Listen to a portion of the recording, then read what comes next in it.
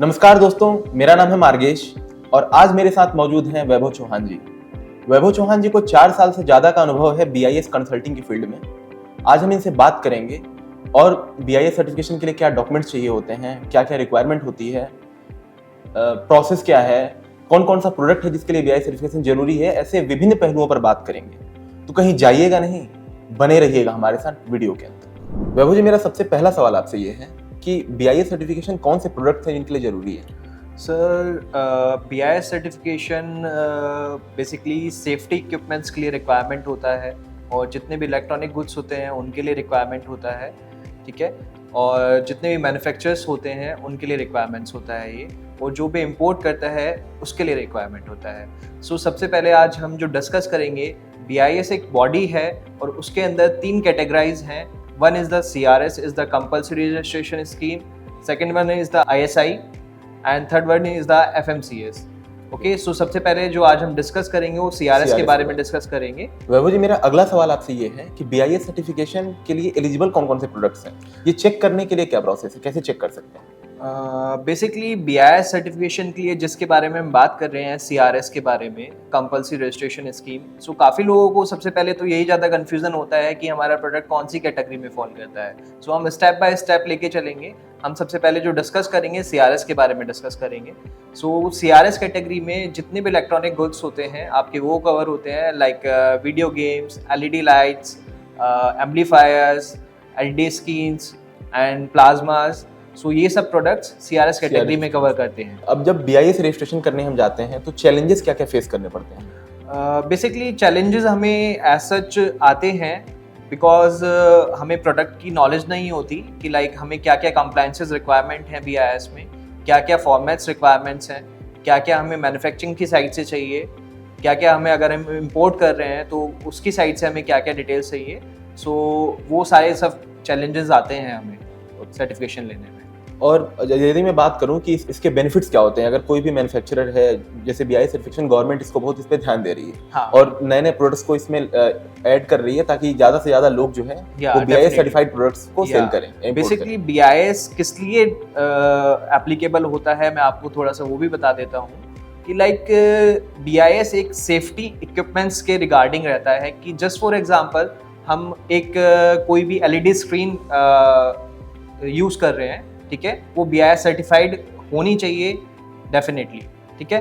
सो क्या रहता है कि मार्केट में बहुत सारे प्लेयर्स होते हैं कि जो बिना सर्टिफाइड कराए और अपना टीवी स्क्रीन्स सेल करना शुरू कर देते हैं। सो उसमें प्रॉब्लम्स क्या फेस होती हैं हमें कि लाइक आपने देखा होगा आजकल की टीवी फट गया है या कुछ भी हो गया, उसमें स्पार्क हो गया है, आग लग गई है घर में, सो BIS सर्टिफाइड नहीं होते। दैट्स वाई अगर वो सर्टिफाइड रहेगा तो उसका प्रॉपर टेस्टिंग होगा लैब में, सारा पैरामीटर्स चेक होंगे उसके कि वो सर्टिफाइड है या नहीं, किस वोल्टेज पे वो बन रहा है, क्या उसके पैरामीटर्स हैं। सो वो सब चीज़ें चेक करने के बाद में BIS चेक करता है कि इट्स द गुड थिंग और बैड थिंग, तो उसके बाद उसको लाइसेंस देता है। इसके अलावा BIS के जो बेनिफिट्स हैं, लाइक आपको पता होगा कि जितने भी गवर्नमेंट टेंडर्स निकलते हैं उनमें सभी में मैंडेटरी कर दिया है, BIS सर्टिफिकेशन मांगते हैं जैम पोर्टल्स पे।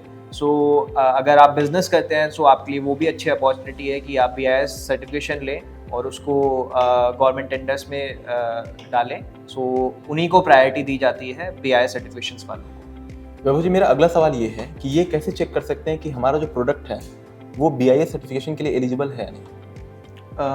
अगर आपको ये चीज़ चेक करना है सो आप हमारी वेबसाइट पे जा सकते हैं और वहाँ पे पूरा हमने जितने 78 प्रोडक्ट्स लिस्टेड हैं BIS के अंदर, CRS के अंदर, वो लिस्टेड किए हुए हैं। सो आप वहाँ पे जाके चेक कर सकते हैं। आगे बढ़ते हैं अपने अगले सवाल की तरफ।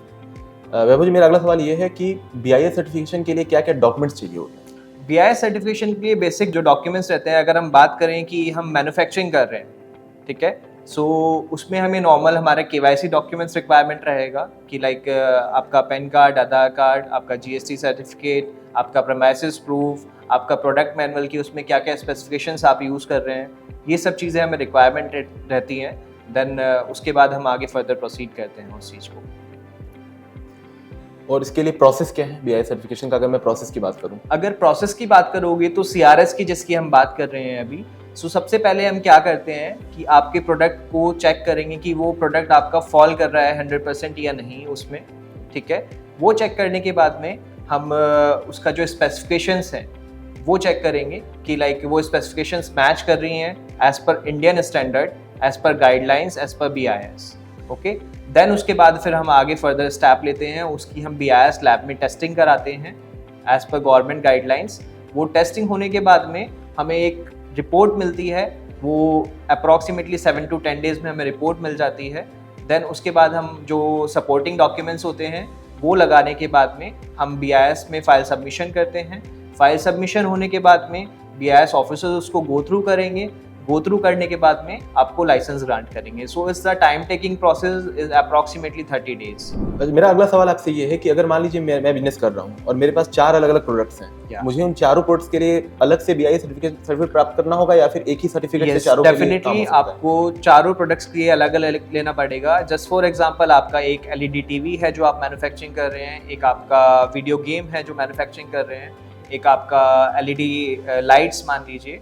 सो आपको तीनों के लिए सेपरेट लेना पड़ेगा। अगर आपका अलग अलग स्टैंडर्ड है, IS स्टैंडर्ड्स होते हैं जो अलग अलग फॉल कर रहा है, तो उसमें आपको अलग अलग लेना पड़ेगा। और टाइमलाइन क्या है, मतलब कितने दिन में मुझे सर्टिफिकेट मिल जाएगा अगर मैं अप्लाई करता हूँ? Is approximately 30 to 45 days timeline. 30 to 45 days. या if you have importing the products और if you have to manufacturing the products. Vaibhav ji, मेरा अगला सवाल ये है कि अगर बिना BIS लाइसेंस के बिजनेस करता है तो Sir, क्या ऑफेंस है ये? नहीं, बेसिकली इसमें क्या रहता है कि अगर आप विदाउट BIS लाइसेंस मैन्युफैक्चरिंग कर रहे हैं, सो आपको बहुत हैवी पेनल्टी लग सकता है। इसमें अप्रॉक्सीमेटली 2 लाख रुपीज़ का पेनल्टी लगता है। अगर आपका मार्केट से सैंपल पिक होता है या आपकी फैक्ट्री पे वो विजिट कर लेते हैं और आपकी फैक्ट्री भी सील हो जाती है, और इवन दो आपको 1 ईयर का इसमें पनिशमेंट भी मिलता है।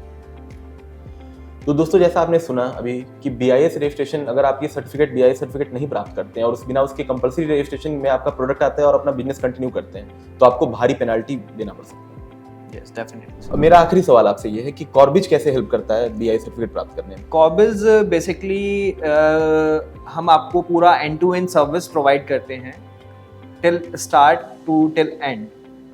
ओके, सो हम लोग क्या करते हैं कि सिर्फ हमें आपसे जो रिक्वायर्ड डॉक्यूमेंट्स होते हैं, सपोर्टिंग डॉक्यूमेंट्स होते हैं, वो रिक्वायरमेंट रहती है आपसे, ठीक है। अगर वो भी क्लाइंट के पास नहीं होते तो हम कुछ फॉर्मेट्स देते हैं जो ऑलरेडी हमारे पास एग्जिस्टिंग होते हैं। देन उसके बाद में हम उसको फर्दर प्रोसीड करते हैं पूरा एंटायर प्रोसेस तक।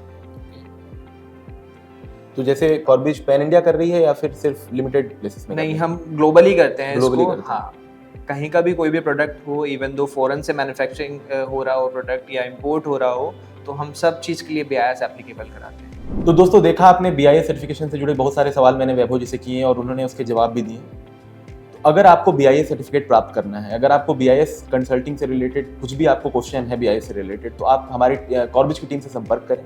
स्क्रीन पे जो नंबर डिस्प्ले हो रहा है, आप उस पर कॉल करके अपने सवाल पूछ सकते हैं। कमेंट बॉक्स में भी आप अपने सवाल पूछ सकते हैं, यहाँ भी आपको उसका जवाब दिया जाएगा। वीडियो देखने के लिए धन्यवाद। हम हमसे जुड़े रहें, हम ऐसे और भी वीडियोस बनाते रहेंगे और भी लोगों को इंटरव्यू के लिए बुलाते रहेंगे। धन्यवाद।